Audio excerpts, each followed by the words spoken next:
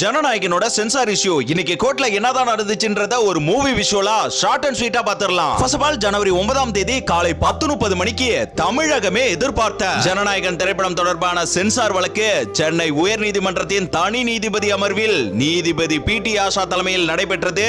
முதல்ல ப்ரொடியூசர் தரப்பினர் பேச ஆரம்பிச்சாங்க. படம் ரெடியா இருக்கு, ரிலீஸ் டேட்லாம் நாங்க ஃபிக்ஸ் பண்ணியிருந்தோம். சென்சார் போர்டு தேவையில்லாம டிலே பண்ணுது. ஒவ்வொரு நாள் டிலேவுக்குமே எங்களுக்கு மிகப்பெரிய நஷ்டம். இதற்கு உடனே சென்சார் போர்டு தரப்பினர் சில காட்சிகள் சென்சிட்டிவா இருக்கு, பொலிட்டிக்கல் அண்ட் பப்ளிக் இம்பாக்டும் இருக்கு, அதனால ரிவ்யூ கமிட்டி கண்டிப்பா பார்த்தாகணும், எங்களுக்கு டைம் வேணும் அப்படின்னு சொல்லியிருந்தாங்க. உடனே ஜட்ஜி, இவ்வளவு நாள் என்ன பண்ணிட்டு இருந்தீங்க? ரிலீஸ் டேட் தெரியாமலே இருந்தீங்க, ஏன் லாஸ்ட் மினிட்ல இவ்வளவு டிலே? அப்புறமா சென்சார் போர்டு எக்ஸ்பிளைன் பண்றதெல்லாம் ஜட்ஜிக்கு சாட்டிஸ்ஃபேக்ஷனே இல்ல.